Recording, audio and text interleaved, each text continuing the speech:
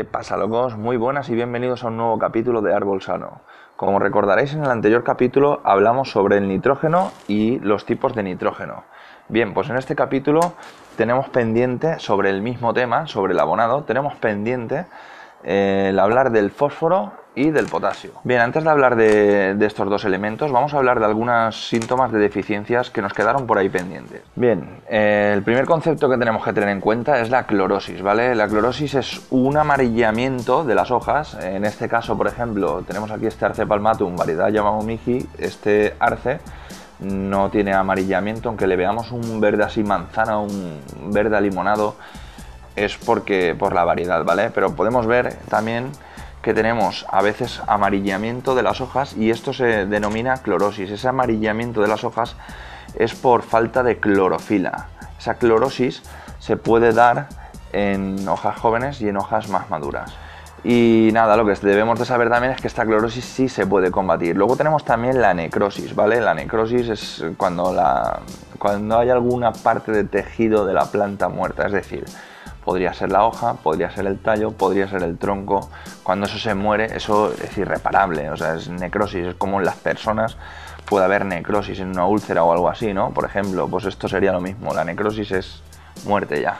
Vale, y una vez aclarado estos síntomas de deficiencias o de carencias, tenemos otro concepto más, ¿vale? Que deberíamos de aclarar, que serían los nutrientes móviles y nutrientes inmóviles. Esto es bueno aclararlo antes de hablar del potasio y de otros elementos, ¿vale? Porque debería de haberlo aclarado desde el primer vídeo, pero bueno, podemos aclararlo ahora, ¿vale? Bien, los nutrientes móviles son los nutrientes los cuales se pueden desplazar a través de la planta. Podríamos decir que se pueden desplazar de las hojas más viejas a las hojas más jóvenes. Y los nutrientes inmóviles se suelen detectar más fáciles en las hojas más jóvenes, ¿vale? ¿Por qué? ¿Qué diferencia hay entre unos y otros? Pues eso, estos no se pueden desplazar y suelen estar en las partes jóvenes. ¿Qué pasa? Que cuando tenemos carencia de estos, como no pueden desplazarse, la planta no puede moverlos de un sitio a otro por donde ella lo va necesitando, pues notamos la carencia en ese punto joven, en ese brote donde está el crecimiento. Y cuando es un nutriente móvil, los que están clasificados como móviles, notaremos que tenemos una carencia en las hojas viejas. Eso quiere decir que cuando está en la hoja vieja, la probabilidad de que sea un nutriente móvil es el 100%, por decirlo así. Vale, en cuanto tú te estarás preguntando qué nutrientes son estos, cuáles se clasifican como móviles y cuáles son inmóviles. Bien, pues os dejaré unos listados porque he estado encontrando en internet diferentes listados y cada uno los clasifica diferentes. Entonces, esto no es culpa mía, yo no puedo aclararos exactamente cuáles son porque es que cada fuente dice una cosa. Entonces hay algunos que sí que todo el mundo coincide, por ejemplo, el nitrógeno, el fósforo y el potasio, casi todos los sitios que he encontrado coinciden como que son móviles, pero luego hay otros, por ejemplo, el boro también coincide en muchísimos sitios que es inmóvil. Luego hay otros elementos que están clasificados diferentes. Bueno, locos, pues vamos a hablar del fósforo. El fósforo es uno de los elementos más importantes para las plantas, entre otros. Este elemento influye en el crecimiento de la planta, influye en el tema también de la fotosíntesis, también influye en el desarrollo de raíces, también influye en la floración. Entonces, como estáis viendo, influye en un montón de aspectos. Es un elemento súper importante. Bien, ahora vamos a hablar de la carencia del fósforo, ¿vale? Las carencias de fósforo se suelen ver porque crean como un bronceado granate, ¿vale? Igual que el arce lo hace al natural, pero imaginaos que, pues eso, lo crea cuando tienes carencia.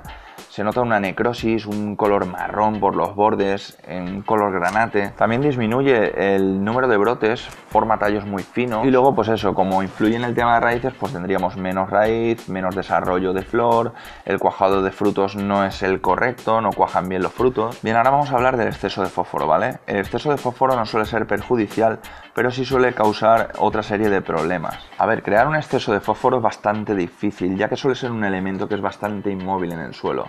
Aparte, uno de los problemas que causa, es lo que os decía antes, no lo causa directamente él, pero sí causa, el hacer un exceso de fósforo causa antagonismo sobre el cobre y sobre el zinc, de manera que la planta no puede absorber cobre y zinc y entonces ya tendríamos carencias de cobre y zinc por culpa de un exceso de fósforo. Bien, al fósforo le puede afectar mucho la temperatura, ¿vale? Le puede afectar también mucho el tema del pH.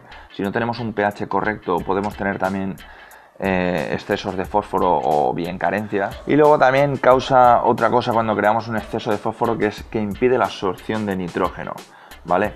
También tenemos más problemas con el fósforo, podemos llegar a encontrar algunos problemas más, pero esto sería lo más principal cuando creamos un exceso de fósforo. Decir también que cuando tenemos un exceso de abono de fósforo, la mayoría de este abono que echamos, el 70%, se suele insolubilizar. Bien, y luego deciros también que cuanto más básico es el suelo, es peor para el fósforo, y que este problema lo podemos solucionar echando humus, ¿vale? Si le echamos humus, podemos solucionar, debido a los ácidos que suelta este humus, disuelve bastante, por decirlo así, el fósforo y no tenemos este problema. El potasio, otro elemento muy importante, vamos ahora con él. Vale, el potasio interviene en las raíces, interviene también en el crecimiento, en la fotosíntesis también, al igual que el fósforo, súper importante, de ahí que tiremos NPK cuando está creciendo y también cuando están florando, o sea, lo gastan en mucha medida, es muy importante para muchas cosas de las plantas. Además favorece la resistencia a la sequía, al frío, a los hongos,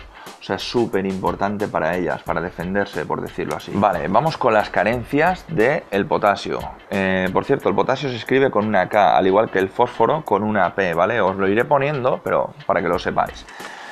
Bien, vamos con la primera carencia. Normalmente las primeras carencias se suelen apreciar en las hojas viejas, ya que es un nutriente móvil y cuando el árbol lo necesita en otro sitio lo traslada. Bien, otra de las carencias que hace, ¿vale?, es crear también clorosis en las hojas, nos crea clorosis, llegando a crear necrosis en las puntas de los ápices también. Luego nos crea también una fragilidad de los tallos, ¿vale?, se rompen más fáciles, ¿vale? Y puede crear problemas en las raíces, puede hacer que nos entren más enfermedades en el tema de raíces. Cuando tenemos una carencia fuerte, ¿vale?, del potasio, las puntas de los brotes se suelen secar. Y bueno, como no, se reduce la floración, se reduce la fructificación, el tema también del crecimiento de la planta también se reduce.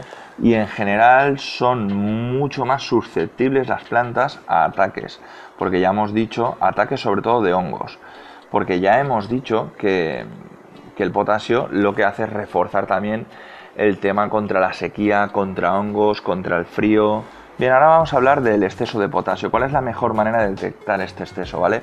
El exceso de potasio suele crear antagonismo con el tema del magnesio. O sea, por lo tanto, vamos a notar, pues eso, un bloqueo del magnesio, una carencia del magnesio, con la cual vamos a saber, podemos confundirlo, podríamos confundirlo con que estamos teniendo una carencia de magnesio cuando lo que estamos es pasándonos con el potasio. Bien, este exceso de potasio va a influir en la calidad del fruto, ¿vale? Vamos a ver que la calidad del fruto cambia, la corteza va a ser como más vasta, ¿vale? Eso recuerdo yo que me pasaba supongo que sería exceso de potasio seguramente, porque en un campo que tenemos nosotros, ¿vale?, tenemos un limonero y yo recuerdo que ese echaba los limones, el limonero ese, madre mía, con una corteza que había casi más corteza que limón. Era una corteza más vasta, claro, no son unos frutos de la misma calidad, no tienen el mismo zumo ni es lo mismo. Además de afectar a la corteza, crea como unos frutos muy ácidos, con unas cortezas que tienen tendencia a pudrirse. Bien, y con esto ya tendríamos la sección de árbol sano, este capítulo, y ya nos quedará uno más del abonado, seguramente en uno más lo tendríamos, que ya hablaremos de todos los microelementos juntos en el mismo capítulo. Hablaremos del calcio, hablaremos del... Bueno, el calcio no era microelemento, el azufre tampoco, y el magnesio tampoco. Hablaremos de los microelementos, aparte de estos tres que nos quedan, ¿vale? Los incluiremos todos ya en el mismo pack, a pesar de que estos tres no son microelementos, no se usan en la misma medida que los otros, bueno, no los usa la planta, pero hablaremos ya de ellos englobándolos todos para acabar en un último vídeo con el abonado. En este último vídeo no quiere decir que se haya acabado la sección de árbol sano, por supuesto que no. Luego empezaremos a hablar ya del tema de plagas y luego del tema de enfermedades, o sea que aún nos quedan unos cuantos vídeos. Y nada, espero que os haya gustado y ya sabéis, podéis seguirme en Twitter, en Instagram, en todas estas cosas, no os mareo más. Y como siempre, si queréis ver más vídeos, locos por lo pensáis. Decir también que cuando tenemos un abono fosforado, el 70% de este abono se suele Decir también que cuando tenemos un... Bueno, y deciros también que cuando tenemos un exceso de fósforo, la mayoría de este abono, el 70% de este abono, se suele insolubilizar. Joder, insolubilizar.